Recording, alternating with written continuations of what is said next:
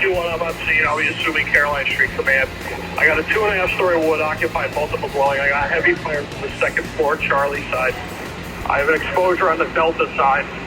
We have one line stretch not in operation yet. Primary searches are underway. Status of the fire is doubtful. One passing command. I'm on the first line.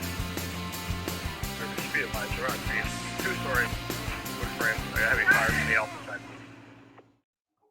We're recording. All right, Volley Chief fans, this is my first collaboration. So I'm here with Eugene Driscoll of the Valley Independent Sentinel. It's our local newspaper now in the Valley area, obviously. Been in business for how long now? Since 2009 somehow. Wow, it's been That's that ancient. long. Yeah, in internet years, because we're an online newspaper. That's ancient. Yeah, and Eugene, I asked him, like, let's get together on this. Obviously, I have a soft spot for journalism and my background with my grandfather being a reporter from 1939 to 2010. So I said to Eugene, like, let's collaborate. Let's talk about this. And especially because it's such one of the landmark events to take place in the Valley. And, Eugene, you're from from New York, but you have a background in journalism, but you also have some law enforcement in your background. So, these father things and a brother. Yes. Yeah. This stuff interests you too, just like me. And I think, for history's sake, it's good that we team up on this. Yeah, I was thinking about that today because, as newspapers shrink and the media shrinks and the type of local coverage that I do goes by the wayside, it's clearly on the way out. I was thinking, well, how do you justify covering a tragedy? But I do think, like you said, it's educational. As a new resident of Derby, I mean, I've been here 20 years and that's new, but through you and through your father and your brother and your mom, learning the history of Derby, learning the history of the community I moved to is important. And this is, a landmark thing that happened in the city of Derby. Yeah, and you look back, right, in I'd say like the post-World War II era, you kind of have in Derby really like 3 or 4 major events that have, really, it's a lot of people judge things before and after those events. So, the 1955 floods, probably the first, large-scale modern disaster to hit the Valley. And then from there, I'll throw it in because even though technically it was in Shelton, but it was close enough, the BF Goodrich explosion. Mm-hmm. Right after that, you had the whole dye fire. And then shortly after that, you had the River Restaurant explosion. So you kind of have, moving into more modern times, you had the terrible fire on Caroline Street in the 90s. Obviously, the turn of the century, we had the anthrax attacks, take place in our backyard. And then I hate to say the last one would kind of be the last latex foam fire in May of 2001 in Ansonia. Okay. And a lot of those are kind of like, the major events that people talk about still to this day. Especially in Derby. Right. And one thing I was thinking the same thing. The thing that strikes me as different, right? As the outsider looking in, we live now in this age of social media, and I was struck by. I mean, I knew the River Restaurant was a restaurant that exploded. Firefighters would talk about it. I would hear it in passing even before the Valley Indy launched. I would be in various places and hear about it. But then each year, you would send me a note reminding me, hey, this happened, and I would try to put something together quickly or some type of link to an old article. I've done a couple of retrospectives over the years.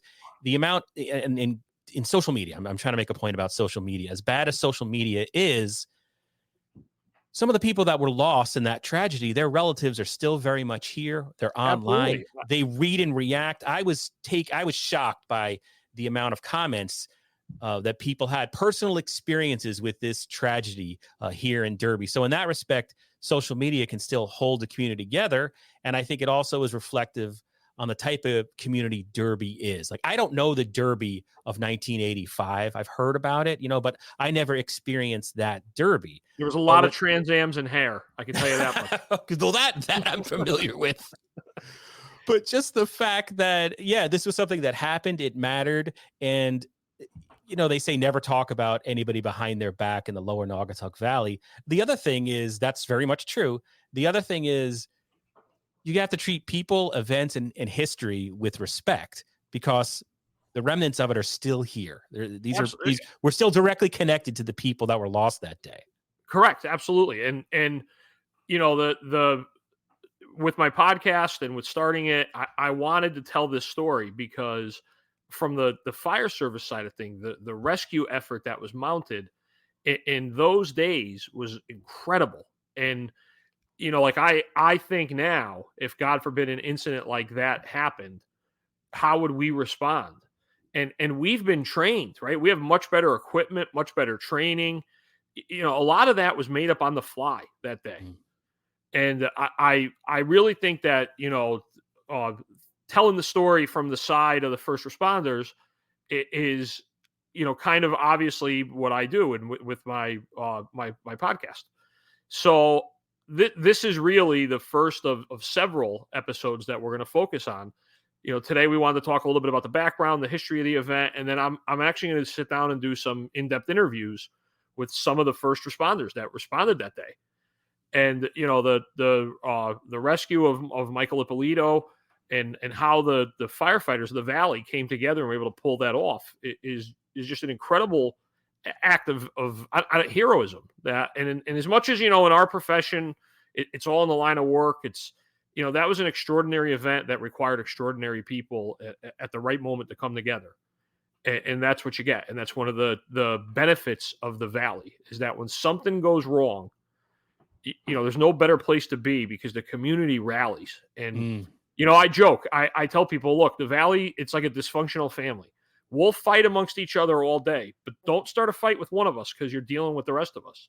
Well, I'm sorry, go ahead. I interrupted. No, go. Well, I was going to say you shared a video with me that was taken from the scene, and it's moments after the explosion happened, or so I don't know the exact amount of time, but it's pretty much it's as the firefighters are responding, and you see the response from people on the street. People are going towards this thing. Correct. And so what you said is literally in this video. Right.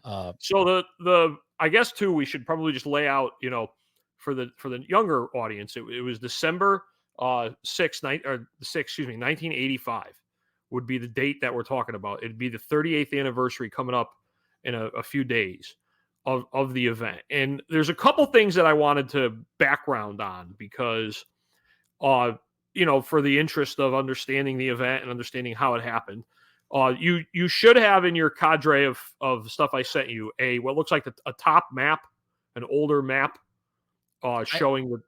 I do have two maps. There's this one. Nope, the one before that. Okay, so what you're looking at here is the intersection of Main and Caroline Streets, and what the building that would be turned into the River Restaurant is the 172 to 164 block. You'll see it says 2B Saloon and then Barber, and these are taken off of what's called the Sanborn fire maps for history nerds like myself. If you want to get lost in a document online, Google Sanborn fire maps. And what they were maps from the insurance companies. So the event of a conflagration, they knew who to pay and how much to pay. So even if you look at this small section here, you'll see there's an undertaker, there's a laundry, there's a barber, and then you'll see some of the manufacturing. FA box is a fire alarm box. It's giving you information about the buildings. But what the reason why I wanted to show you this is you see the waterway, right, where it says race on that. Okay, I didn't know what that was. Okay. Right, so that's part of the aqueduct system that was put in to help move goods. So if you look at the factory that's kind of cut off there, you see the office of the factory. The pinkish shaded buildings are more industrial, and the yellow buildings are more commercial back then. Okay. So you're looking at what was part of that aqueduct system, and it would go across Caroline Street. And now when we just knocked down the buildings between Caroline and Factory Street, that was in the news, right? There was more of that where you could see the archways. There they were, back to like the Industrial Revolution. Yeah, this part of the aqueduct would be covered pretty quickly, so it wasn't around as long as the section across the street.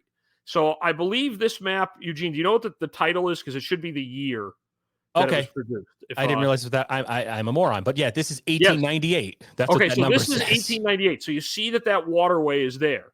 If you transition to the next map, right, you'll see now there's the barber, the tailor, the saloon, and the waterway is gone. So Okay. in the what year is this one? 1912. All right, so in the 14 years between that last map and this map, you'll see that the waterway was covered up, and it would make the basement of the River Restaurant. Right, and that becomes important because the leak would occur in Caroline Street, and the gas would seep its way across and fill the basement. That's where it pooled, and this was it was a ginormous basement, dude. This was right. This was so big... it was and that's where the catalyst of this entire disaster starts. So it's kind of amazing to think that you could pull a map from well over 100 years ago and see the beginnings of this there, and how over time the building would be repurposed. Now the original River Restaurant. Now I obviously was not here for this part, but at the time when the explosion happened in 1985, it had been in business, the river, for well over 50 years. Prior to its location at Main and Caroline, it was on Main Street, just north of the Derby Shelton Bridge. So I was looking for a picture. I know there's a few out there, but there used to be a cluster of buildings. Like for us younger people, imagine there was still blocks of buildings on the far side of Route 34 hanging over the river. And hence the name River Restaurant. It was there. And the Ippolito family, started it and ran it. And then about 10 years before the disaster, they moved to the Caroline Street, Main Street location. Those buildings were knocked down. And that's another thing that I find very, very fascinating is that, most of us in our the younger generations, we know downtown Derby as like a desolate wasteland, right? In 1985, it was the thriving downtown of a city. Every storefront, there was still buildings on both sides of the road. The whole area down behind Caroline Street was still, well, industrial, commercial. All those businesses were occupied and running. People were living in all the apartments above. So it's not like, nowadays you go down there and you kind of have a hard time visualizing. Yes. But that was in like you said, we have the video. I call it the Calvert video. It's because it was shot by Mr. Calvert of Calvert. I learned that today. I had no idea. Yeah, he appears in a news report. So it's amazing because in that day and age, to have somebody with a video camera right there on the spot. Nowadays, obviously, we know if anything happens, you could go on, YouTube it, and you'll find 400 angles. But to find that video that quick, so that you could see, though, that downtown, there's still a lot of people walking around in suits. All those, there was travel agencies, there was jewelry stores. Again, Calvert was still there. The Nutty Company, the Derby Pizza House. I think if I remember correctly, it was Club Soda was the bar, that used to be down there, and all those businesses were up. The billiard hall, Vanetti's, Derby Jewelers, the Bridge Smoke Shop. They were all up and running and full of people. So the event, as we said, December 6, 1985, a couple weeks earlier, the city started a project to separate the storm and sanitary sewer systems. And that's where, they obviously, in the course of moving all the earth, they cracked a cast iron gas pipe. I did read. Go ahead. Go ahead.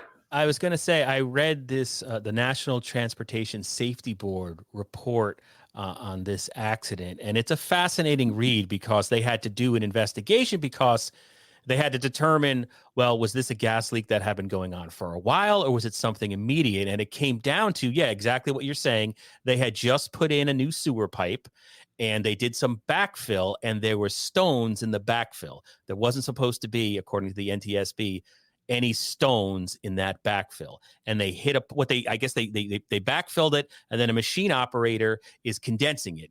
He's stomping it down literally with machinery, and that put pressure on the rocks, cracked the pipe, and then they determined that it had to happen within a few hours. It hadn't been something that was leaking for hours and hours and hours.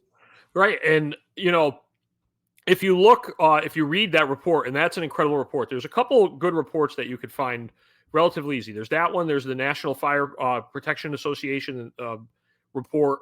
And they talk about that there was, throughout the days prior, there was a constant odor of gas. As a matter of fact, in Mr. Calvert's video, I don't know if you watch it with the sound on, like almost immediately he's outside talking to people, and they're all talking about how they've been smelling gas. I could smell it. Yeah. And again, you transform that in the modern times. At the time, I think the Derby Fire Department probably had 1 or 2 combustible gas detectors. Every apparatus carries one now. They're 10 times more sensitive. They're much more technology. You compare the differences in time and how we would respond. That's what you think of in my line of work, is what would we do now if we went to something like that? But they had been going out several days, and even the day of, there was a call to the gas company too. A gas company worker and a supervisor came out, and they couldn't determine anything. But even the owner, Mr. Ippolito, they reported, smelling gas all day. Everybody it was a thing. Oh, we just smelled it. And then at 3:55 roughly p.m. is when the explosion happened. And I was reading again in that report, one of the things that the investigators said from the feds, right, was that some of the earlier reports, this specific report earlier in the day, could have been sewage. It could have been sewage gas, because before they broke the pipe, they broke a sewage pipe, and that was leaking. Right. So, the restaurant exploded. Now, from my standpoint, I was about 8 years old when this happened. And as you know, growing up in the fire service, we were actually playing football in the backyard on Hawthorne Ave. And, we heard the explosion, and you saw like a smoke cloud coming up over, the downtown area. But the thing that stirred my brother and I to start running was it immediately tripped the fire alarm box. So again, different time periods. We didn't have cell phones, so telegraph fire alarm boxes were still in use and still a thing. And the force of the explosion tripped the box across the street on the telephone pole. Oh, wow. So as soon as the boom happened, the fire horn started, and we, again, we were young kids. We were 8-9-year-old brothers who were involved in, my dad at the time was the chief of the ambulance corps. My grandfather was the fire commissioner in Derby. So we ran inside to try to get mom to find out what was going on. I could remember hearing my father talking on the radio, because he was actually leaving a call at Griffin Hospital, and he was in our ambulance when it happened. And, we went down to the scene like we did when we were kids with every disaster or fire in the valley. Ironically, my grandfather was on assignment in Atlanta for the Evening Sentinel. Oh, no kidding. So yeah, so he didn't return home till the next morning. He was able to get a flight home. But that's kind of my memory of it. I could remember, walking up and seeing, but obviously we were kids. I have a very fuzzy memory of it. But a lot of the guys from the fire department, they really, obviously an incident like this is seared into your mind. Because the people, and that restaurant, you've been in there. That's the hard part, is that, the advantage of a small town is everybody knows everybody. The disadvantage of the small town is that everybody knows everybody. And there's, members of the Storms, Mrs. Pogozowski, who passed away in it, her son belonged to the Storms. So the guys from the fire department were, literally responding and digging to one of their own's mother that they knew was in the building. So it adds a whole nother layer onto what you go through in a situation like that, because the personal connection is so much. You're not at an incident. The River Restaurant was one of the most popular restaurants in Derby, and it was where everyone went on a Friday night, and everyone knows that there was a big dinner party planned there that night with about 100 people expected to attend. It's just. One of our readers with that the restaurant, or the Christmas party that I guess was going to happen. Yeah. When I did something years ago, someone said it was Team Inc. specifically. I don't know if that's true. That was somebody who said he had worked for Team at the time, and they were the ones that were supposed to be in there. And that's the agency that's based on Elizabeth Street in Derby. So just throwing that out there as random And info. I just, it's just another, layer of the onion, if you will, that everybody responding there, knew everybody working there, right? It's small town. It's And to this day, like, again, as an outsider, I look at some of the last names of the victims. Those are names that are still prominent today in Ansonia and Derby. So I can't even imagine what it was like to actually be there and to be trying to save, people from the community.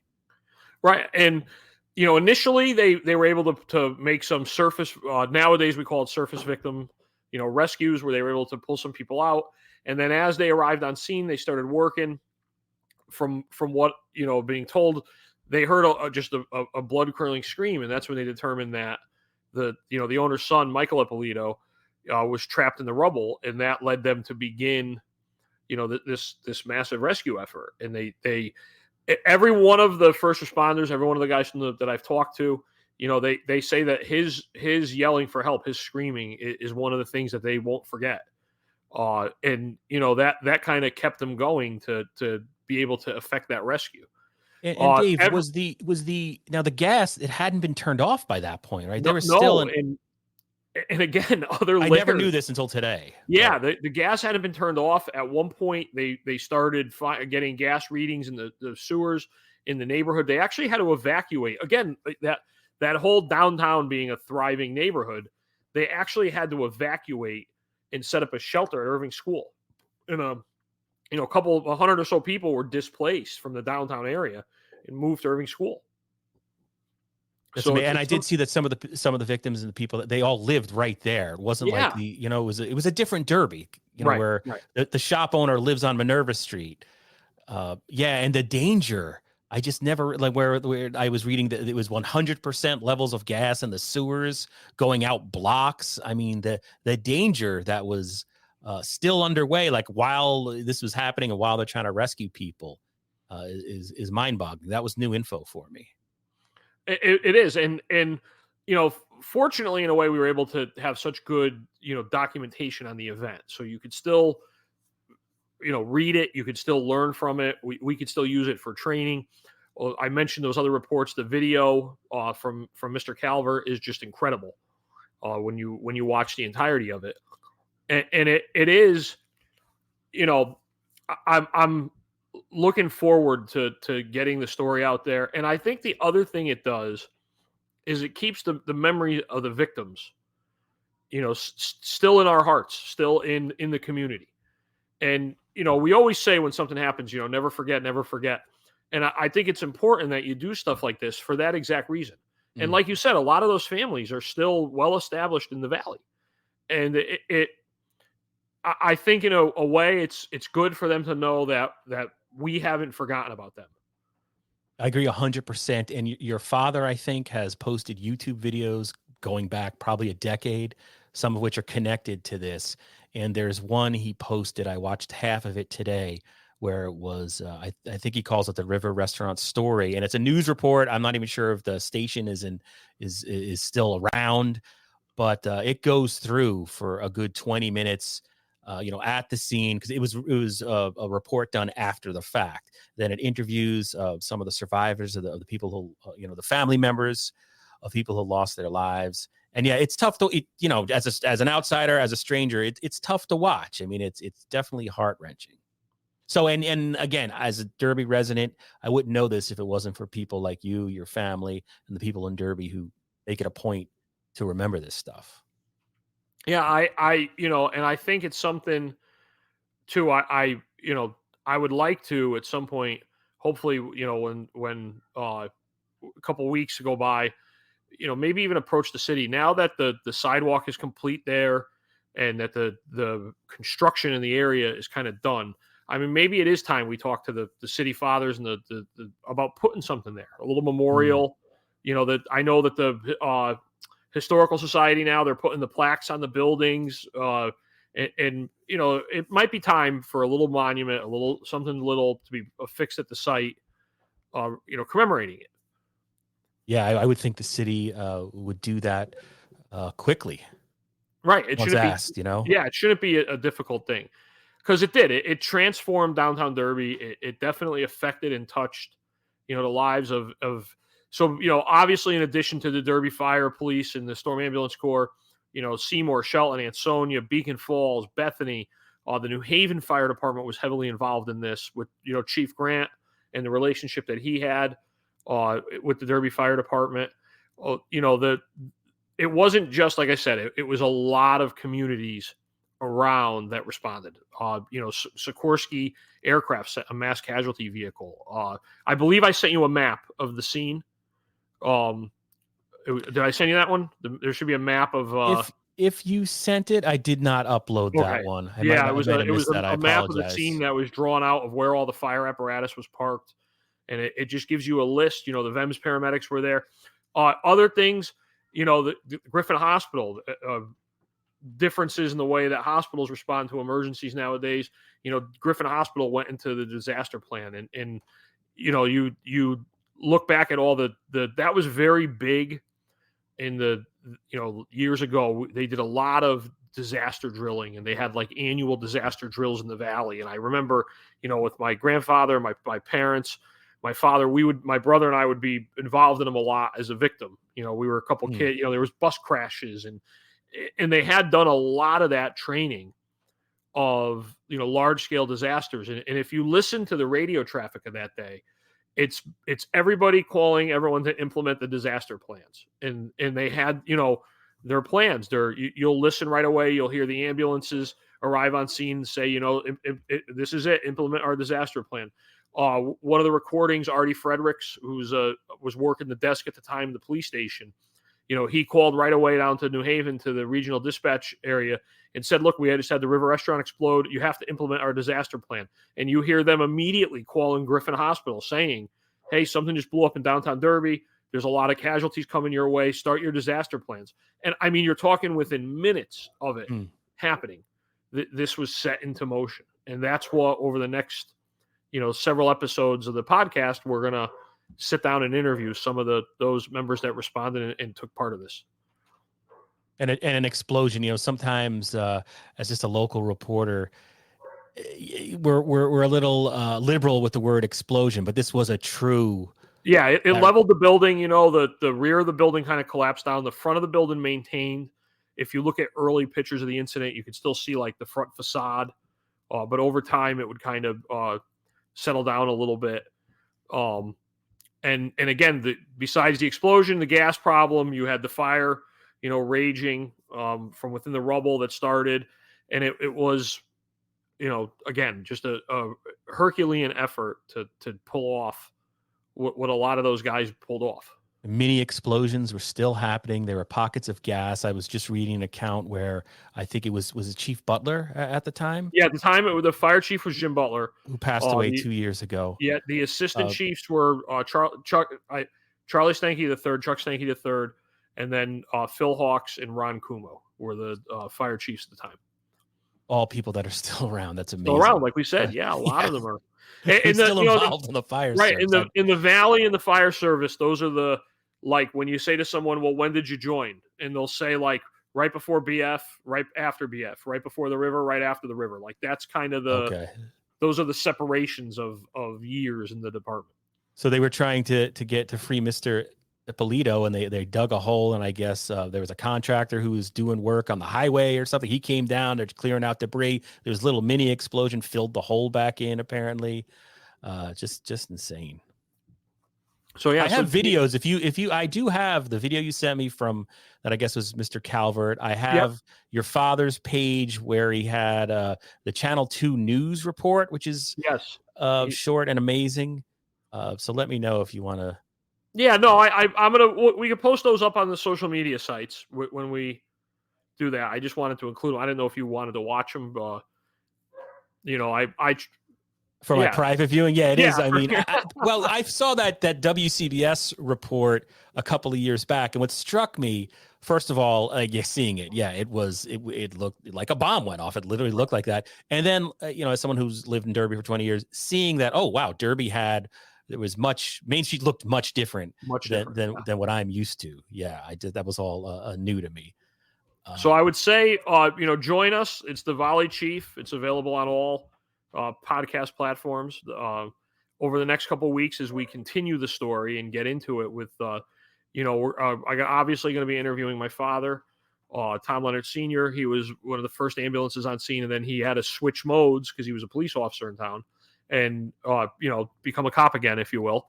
And then Mike Wittick. Mike was from the Storms. He was one of the members that was directly involved in the rescue with Mr. Ippolito.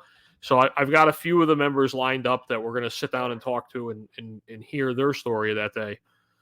So join us on this adventure. Eugene, I thank you for giving me a little bit of technical help here and, teaming up with me on this one. My pleasure. Are you kidding? Yeah. So stay tuned to the next episode and have a good night, everybody.